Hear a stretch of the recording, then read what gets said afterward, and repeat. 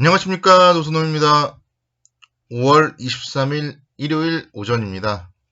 일요일 오전을 맞이해서 5월 마지막 주 각종 정제지표 발표 일정, 그리고 투자 전략, 그리고 관심 종목들까지 좀 설명드리는 시간을 갖도록 하겠습니다.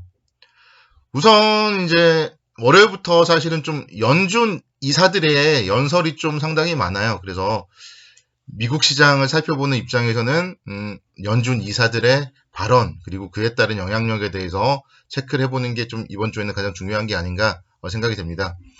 월요일날 브레이너드 연준 이사가 연설을 하는데요. 디지털 통화 도입에 대한 논의가 어디까지 왔는지 이런 부분들에 대해서 좀 연설을 할 예정입니다. 그래서 요즘에 이제 비트코인이라던가 가상화폐에 대한 부분도 많고 움직임도 좀 급등락을 하면서도 좀 계단식 하락을 하고 있잖아요. 그와 관련된 부분에 대해서 좀 연설에 어떤 내용들이 들어가는지 좀 체크를 해봐야 될 것 같고, 화요일날 같은 경우에는 클리블랜드 연은 총재 연설이 있습니다. 그래서 또 연준 부의장 연설도 있고요. 그래서 그와 관련된 부분, 이제 테이퍼링과 관련된 얘기들이 어떻게 나오는지 좀 촉각을 세워야 되지 않을까, 그렇게 좀 말씀드릴 수 있겠습니다. 최근에 보면 경제 지표들 여전히 계속 좋게 나오고 있죠. 지난 금요일 날 발표된 미국의 지표들도 좋게 나왔다. 어제도 이제 설명을 드렸고요. 화요일 날 미국의 4월 신규 주택 매매 발표가 있습니다. 그래서 주택 가격 항상 이제 지금 한국도 그렇고 미국도 그렇고 주택이 좀 화두거든요. 그래서 주택 수요 이런 부분들에 대해서 좀 체크할 수 있는 좋은 지표 발표가 된다. 이렇게 좀 설명을 드릴 수 있겠습니다. 국내적으로 보자면은 목요일 날 금통위가 있어요.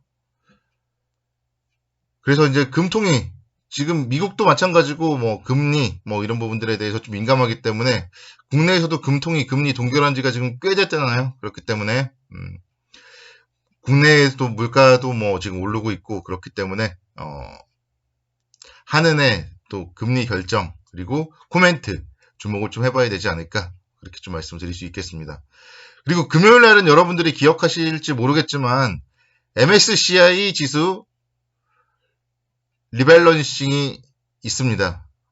그래서 MSCI 지수 리밸런싱 항상 이제 5월 마지막, 그러니까 2, 5, 8, 11월 마지막에 MSCI 지수 리밸런싱이 있다. 이렇게 좀 이제 지난번에 말씀드린 적이 있는데, MSCI 지수 리밸런싱이 있다는 점에서는 또 최근에 이제 외국인들이 매도를 하잖아요. 그래서 좀 외국인들의 리밸런싱 매도, 어떻게 보면 좀 클라이막스가 될 수도 있고요. 일단은 MSCI 지수 리밸런싱 외국인들이 매도할 수 있는 날이다. 이런 점들은 좀 조심해야 된다. 이렇게 좀 설명을 드릴 수 있도록 하겠습니다.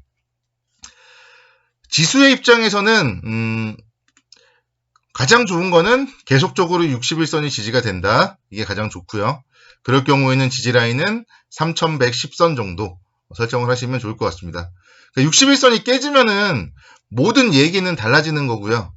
61선이 깨지면 바로 아래 이제 121선까지 봐야 된다는 얘기잖아요. 그렇기 때문에 조금 추가적으로 보수적 관점으로 접근을 해야 된다. 이렇게 말씀드릴 수 있겠고, 61선만 지지된다면은 다시 또 맞고 박스권 상단 다시 또 3200선 정도 나아갈 수 있겠다.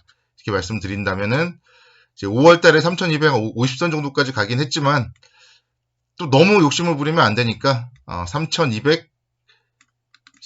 정도, 3200선에서 3220선 정도까지 목표 주가 설정하고 좀 단기 또 트레이딩 관점 접근은 가능하지 않을까. 그래서 3110선과 3200선, 3220선 정도에서 좀 박스권 트레이딩 관점으로 좀 접근. 그래서 최근에 이제 제가 좀 보수적으로 좀 말씀드렸는데, 지난주에 좀 일주일 거의 한 2주 정도 제가 이제 종목들 말씀 안 드렸는데, 그래서 오늘은 좀 박스권 트레이딩 관점에서 좀 좋을 종목들 몇 종목 정도 소개를 좀 시켜드릴까 합니다.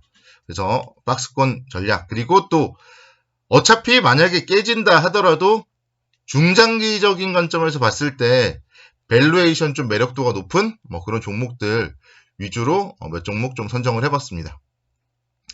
여러분들이 이제 가장 좀 많이 아시는 종목, 증권업종을 제가 좀 이제 봤는데, 제가 좀 삼성증권을 엄청 좋게 막 얘기를 드리다가 한국금융지주로 제가 한번 또 갈아탔었거든요. 카카오뱅크 상장 이슈라던가 이런 게 있어가지고. 근데 이제 그러다 보니까 한국금융지주가 좀 상당히 많이 올라갔어요. 주가가 한 8만원대에서 막 10만원대, 장중에는 뭐 거의 12만원대까지 올라갔었고요. 그래서 지금은 또다시 증권업종은 삼성증권이 더 매력적이다. 이렇게 좀 설명을 드릴 수 있겠습니다. 그래서 1분기 실적이 상당히 좋게 나왔어요. 삼성증권 같은 경우 1분기 실적 상당히 좋게 나왔고, 주가의 움직임도 이제 5월 초에 뭐 상당히 좀 좋은 모습 보였다가 좀 약간 지금 주춤거리고 있는데, 그래도 뭐 나름대로 좀 추세를 견고하게 유지하고 있다. 이렇게 좀 말씀드릴 수 있겠고, 삼성증권 계좌로 해외 주식을 하는 게 좀 상당히 좀 많아요. 그리고 삼성증권에서 해외 주식 같은 경우 뭐 유튜브 이런 것도 되게 설명을 잘 해주고 있거든요. 그래서 구독자 수도 좀 많이 늘어나고 있고요. 해외 주식 중개 수수료가 무려 전분기 대비 82%나 증가되었고, 그래서 계속적으로 좀 뭐 이제 국내 주식 투자 인구들도 해외 주식까지 뭐 관심을 점점 더 갖잖아요.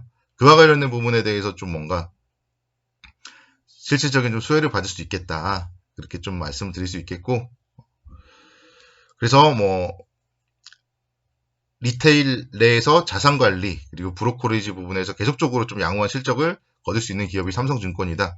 이렇게 말씀드릴 수 있겠습니다.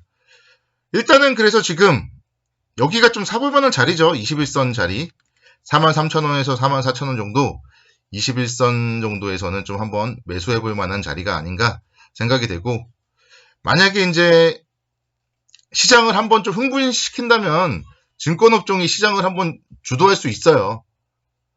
뭔가 그러면서 더 간다 그런 시그널을 보여주고, 그러려면은 한 5만원 정도 타치를 해주는 게, 좀 라운드 넘버 5만원 정도 목표가로 좀 설정을 하면은 뭐 충분히 뭐 달성 가능한 가격이다. 이렇게 좀 설명을 드릴 수 있겠고, 손절가는 제가 이제 한 41,000원 정도 설정을 해드리는데, 5월 4일날 저점이 49,000원이었어요. 그래서 5월 4일날 저점 라인, 뭐 49,000원, 1,000원, 뭐 이 정도 라인, 뭐 이 평선상으로도 61선, 121선 있잖아요. 그래서 그 정도 라인은 좀 특별한 악재가 나오지 않는 한 그래도 안 깨지 않을까, 그런 생각을 가져봅니다. 그래서 만약에 이런 종목들이 61선, 121선까지도 깨진다면은 그때는 시장이 사실은 뭔가 안 좋은 게 있는 거고요. 그렇지만 않는다면은 크게 좀 문제는 없지 않을까. 그래서 41,000원 정도는 지지를 할 가능성이 많다. 이렇게 좀 설명을 드리도록 하겠습니다. 두 번째 종목은 제가 좀 건설주 중에서 좀 밸류에이션 매력이 좀 있는 종목으로 한 종목 정도 좀 찾아봤어요. 그래서 계룡건설이라는 기업인데요. 뭐 GS건설, 현대건설은 제가 워낙 많이 얘기했기 때문에 좀 중소형 건설자로 제가 찾아봤어요. 계룡건설 보시면은 이제 국내에서 18위 정도 대형 건설사고요. 상당히 좀 안정적인 그런 기업입니다. 주택 정비 사업이라던가 뭐 민간 개발 사업 이런 것도 추진을 하고 있고, 특히 최근에 신규로 모듈 주택, 뭐 공유주택 이런 거를 사업 목적에 좀 추가를 했는데, 이런 부분들에서 좀 뭐 성장이 나타나고 있더라고요. 성과가 나타나고 있더라고요. 그래서 계룡건설이 좀 충청권 건설사잖아요. 그래서 세종 지역에서 보니까 모듈 주택 442세대 정도 뭐 수주를 하고 이런 부분들이 좀 나타나고 있어서 상당히 좀 안정적인 실적을 달성할 그런 건설사가 아닌가, 그렇게 좀 생각이 됩니다. 이 종목은 한번 이제 뭐 좀 생소할 수도 있고 좀 작은 기업이니까 실적이나 이런 거를 한번 좀 살펴볼게요. 주당 순이익이요. 2020년도, 그러니까 작년 말 기준으로 주당 순이익이 10,000원이에요. 뭐 PER을 4배 잡아도 40,000원인데요. 지금 주가가 30,000원대예요. 자산가치는 62,000원, 주당 자산가치. 그러니까 엄청난 저평가 기업이에요. 그리고 2021, 22, 23년 계속적으로 안정적으로 실적 성장이 예상이 되고 있고요. 뭐 자산가치도 꾸준하게 늘어날 걸로 전망이 되고 있습니다.